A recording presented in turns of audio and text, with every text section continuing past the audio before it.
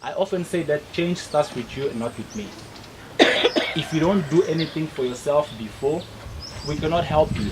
You have to be able to showcase yourself to us in order for us to then choose you and pick you and give you the platform for you to actually become successful. When the students come to the academy, and a few parents will then speak about that, we have what we call the build model. Build stands for believe, understand, invent, listen, and deliver. For everything that our students do, they use this build model. First, they need to believe in themselves. Then they need to understand what is the issue that they're actually trying to solve. And then they need to invent a solution. But before they deliver the final outcome, they actually need to listen to the feedback that people have before the final outcome comes about. We also have something that we call the OID, which is Original Idea for Development.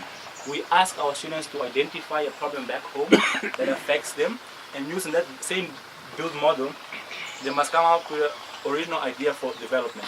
During the second year at the academy, we have mini enterprises on campus.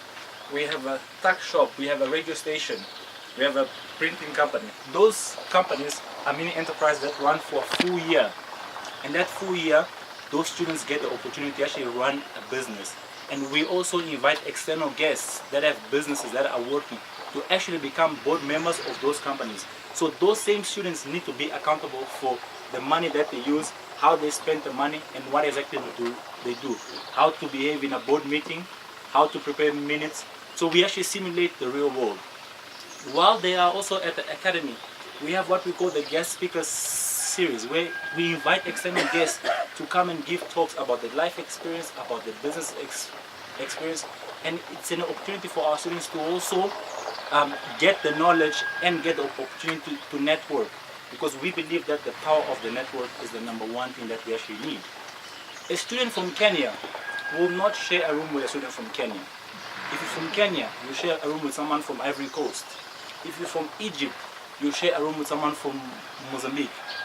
That also forces you to, first of all, respect someone that's different from you, understand how they behave, learn about new cultures, and begin to understand how you can work with other people as well.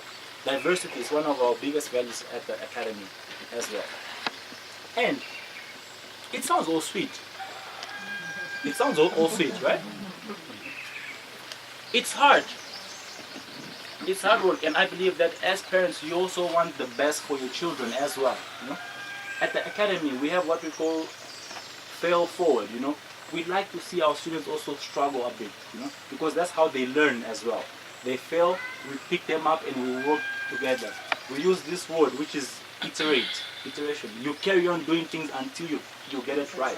There's no right or wrong answer. We are constantly debating. We are constantly arguing. People have different points of view, but we get to learn and respect.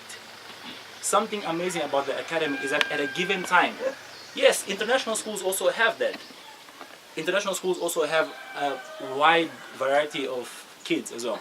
But at a given time at the academy, we have students from over 30 countries in one setting, African countries. Some of them couldn't even speak English properly before they actually went to the academy. But you are there mixing with someone from Mozambique, someone from Ivory Coast, someone from Egypt. And you get to understand that, oh wow, the problems that are affecting my country are also affecting Kenya. In one way or the other, there might be difference. But then, how did the guys in Mozambique try to solve that? And how are you in Kenya trying to deal with that? In order for all of us to change, we all need to change the mindset. So the children need to change the mindset.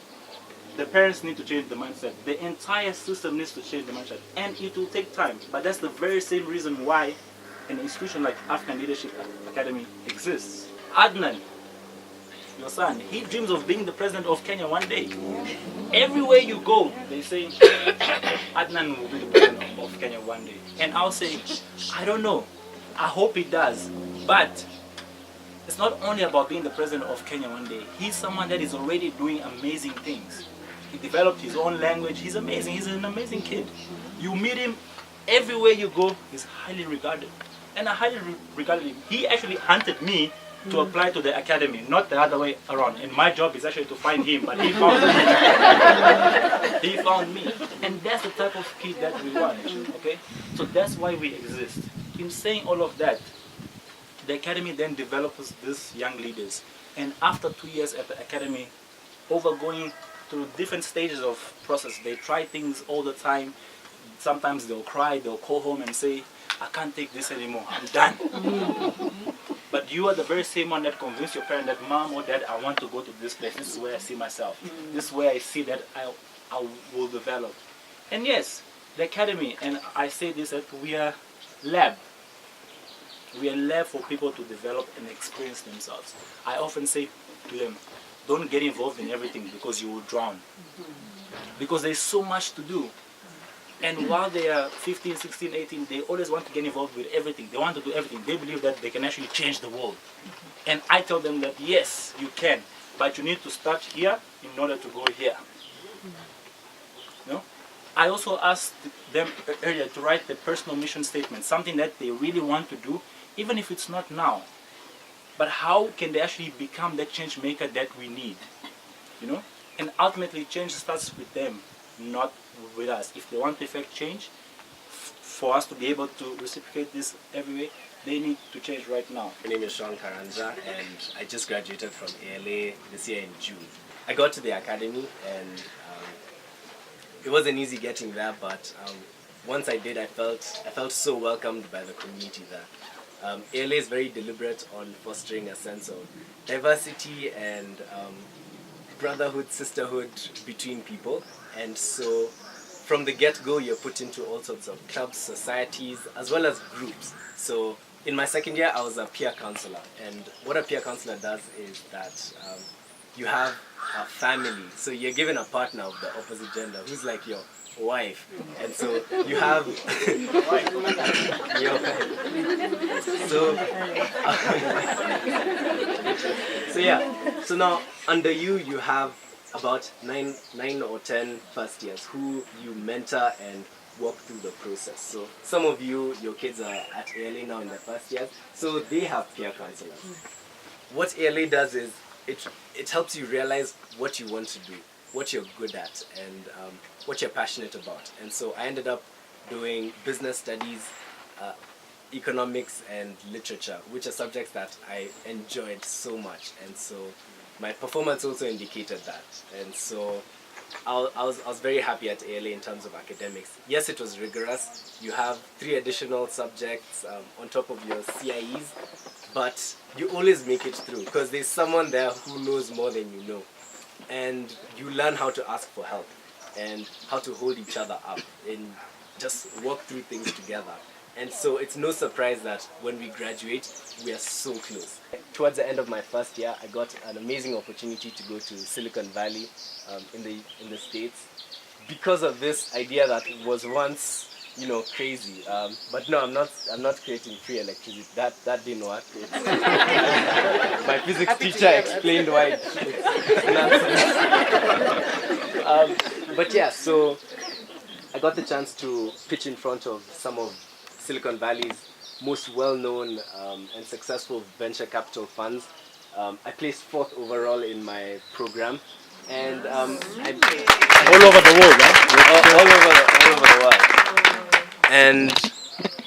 And so I was the youngest there, and so you can imagine how much ALA has to put into your mind for you to go out there and be fearless enough to say, yes, I'm that 17-year-old kid from Africa. Yes, I have this great idea, and yes, it's going to work. And so at the end of that program, I made lifelong mentors and connections that I otherwise would have never had. And right now I'm taking a gap year. It was very controversial when I proposed it to my parents. We had a very long Skype call. Why are you you got accepted to university. Why are you doing this? Karanja, please. So, but now you can understand why I'm taking a gap year right now. Working on that startup as well as some other projects along the way. Things that are a bit faster. It was a bit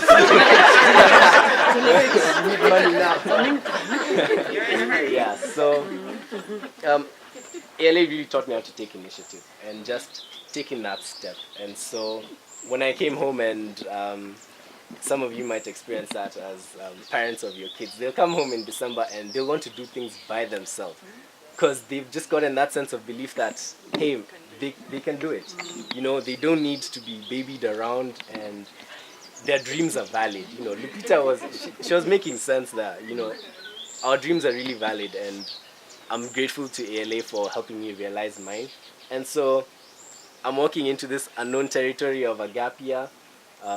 So far, it's been really fruitful, and I've gotten lots of other opportunities that I'll be partaking in during this year. So let's see how that goes. I'll keep you guys updated, and yeah, I'm just very grateful for ALA in general. And so if any of you have sons and daughters that are willing to go through the application process or who are showing interest right now, I am more than willing to help mentor them as well as just help them out with the application process.